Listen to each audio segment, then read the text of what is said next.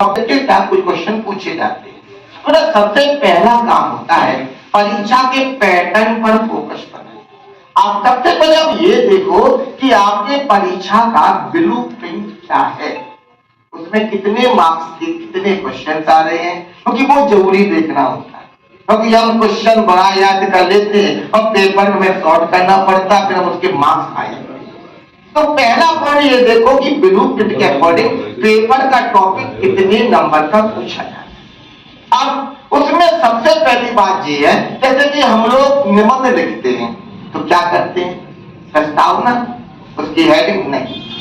कोई भी निबंध एक शीर्षक रखता है, चाहे वो विज्ञान का चमत्कार हो, चाहे बेटा कोई भी विद्यार्थी और उसका जीवन। तो आप उसकी स्टार्टिंग किससे करना चाहेंगे, उसकी समरी के साथ। आखिर वो क्या सिखाने के निबंध दिया जा रहा है। उसी प्रकार कोई भी क्वेश्चन पूछा जाता उसका सारांश पहले लिखते हैं, सार उसके नीचे लिखा जाता है। आप कोई भी पेपर, रिसर्च पेपर भी देखना, इंट्रोडक्शन बाद में मिलेगा, एब्स्ट्रैक्ट जैसे अपन बोलते हिंदी में विषय वस्तु को ऊपर मिलेगा, जिसे हम लोग हिंदी में सारांश के नाम से पुकारते हैं।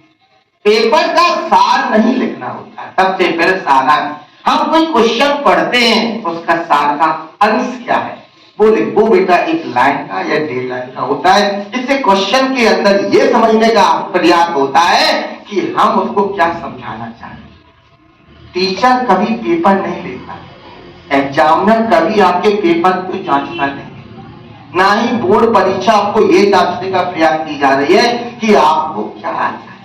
वो ये जानना चाहता है कि जो विषय आपने पढ़ा है उसमें जो क्वेश्चन पूछा जा रहा है, उस क्वेश्चन के जरिए आपने क्या सीखा।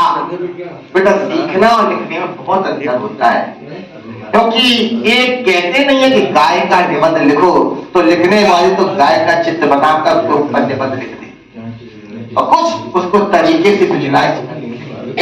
तो पहली बात आप कीजिए है, पहले क्वेश्चन को देखो उसमें पूछ क्या है, यानी आप अपनी पहले भूमिका से कि क्वेश्चन में पूछ क्या है, और उसके लिए उससे संबंधित सैंपल पेपर की स्टडी करो। क्योंकि सैंपल पेपर में सिखाता है कि पेपर में क्वेश्चन किस प्रकार से पूछे जाते, क्योंकि हम आला पढ़ के पहुंच जाते और आला लिख आते हैं, नंबर भी आला करके मिल जाते हैं, वो दिखाते हैं।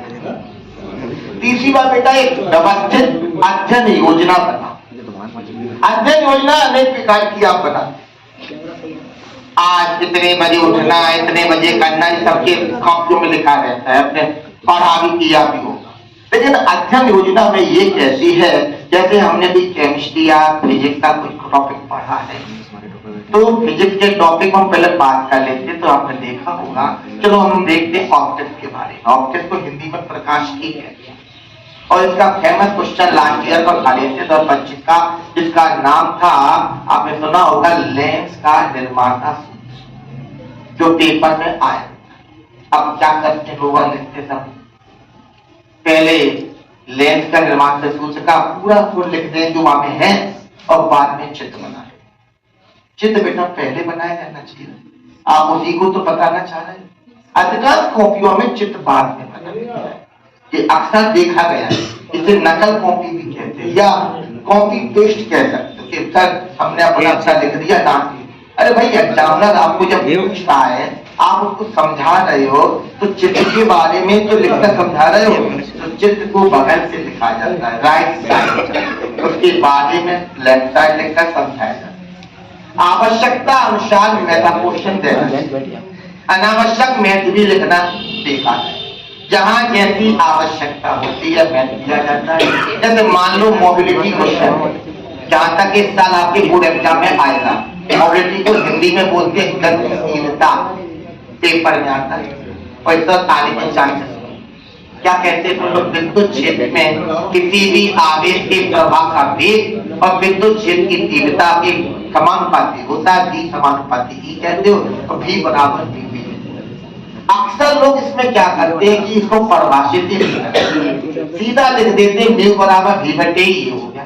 कोई भी परिभाषा दी जाएगी तो बेटा एक बात याद रखना, उसके मात्रा और विमी सूत्र लिखना नितांत आवश्यक है।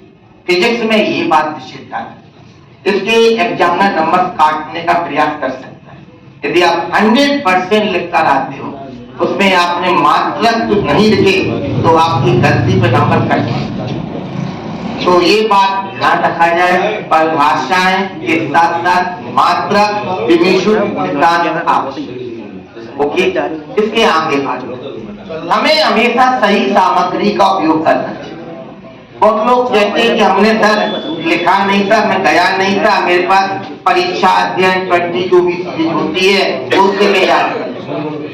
परीक्षा अध्ययन से पढ़ना गलत नहीं, लेकिन जो नोट्स हमें सिखाता है और जो लिखते हैं वो अध्ययन सबसे अच्छा होता है, क्योंकि वो एक विषय वस्तु से संबंधित होता है। परीक्षा अध्ययन की स्टडी खराब नहीं करेगी, लेकिन अच्छी नहीं है इसका विषय था। गलत तो वो नहीं कर सकता हो कि लिखा तो वही है, लेकिन जो लिखने की शैली है उसके अंदर नहीं, ये बात विषय था।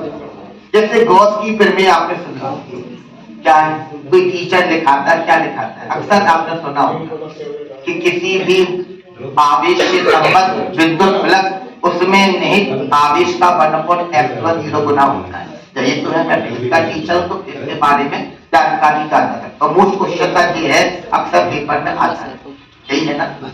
तो बेटा इसके बारे में पहले लिखना होगा, ये तो बात का काम है, क्यों दे रहे हो पहले वो लिखिए कि किसी भी आवेश से संबंध विद्युत फ्लक्स की गणना करने के लिए वैज्ञानिक गॉस ने फिल्में, इसको उन्हीं के नाम पर गॉस फिल्में कहते, इसके आविष्कार।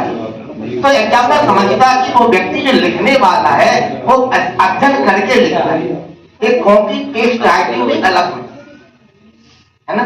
इसके अपन आगे बात करते हैं। अगली बात है मॉक सैंपल, क्योंकि बहुत से एमसीक्यू क्वेश्चन आते हैं। आपका लक अच्छा है इस बार एग्जाम में जो पैटर्न है लास्ट ईयर का, लेकिन जो आने वाले लोग हैं जो लेवल के बैठे हैं वो अगला जो एग्जाम इंटर का देंगे उनको बता दिया जाए, आपको आधा घंटा अलग से मिलेगा एमसीक्यू करने के लिए। 30 क्वेश्चन के एमसीक्यू पेपर का पैटर्न आ रहा है। अब आपके पेपर में 2 पेपर पढ़ रहे हैं 3 घंटे के, आधा घंटा आपको एमसीक्यू करके देना होगा, फिर दूसरा पेपर आपको प्रोवाइड।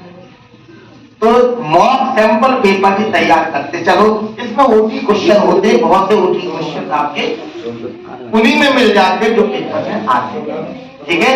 तो मॉक सैंपल पेपर बहुत सारे डले नेट पर, और यदि किसी को चाहिए करा देंगे, शासन के द्वारा दिए जाते हैं, हर साल करते हैं। और जहां तक है हर यूनिट से संबंधित सैंपल पेपर आपको, चाहे वो क्लास हाई स्कूल का हो, चाहे 11th हो, चाहे वो इंटर का हो। डेली नियम से बेटा अपने आप को एनालाइज करो और अपनी स्टडी को सुधारो, क्योंकि आपने जो टारगेट निश्चित कर रखा है कि हमें इतने तक निपटाना है। जैसे सर ने बताया कि आपके पेपर 7 फरवरी से चालू है ना, कोई हाई स्कूल का 3 तारीख से चालू है, क्या जो भी हो। तो बेटा पेपर को तैयार करने के लिए जब उसी तारीख को फोकस बनाइए। एक स्टडी की आपने तैयारी कर रखी होगी, क्या आप उस पर खड़े उतरे, इसको पहले एनालाइज करें। तो यदि नहीं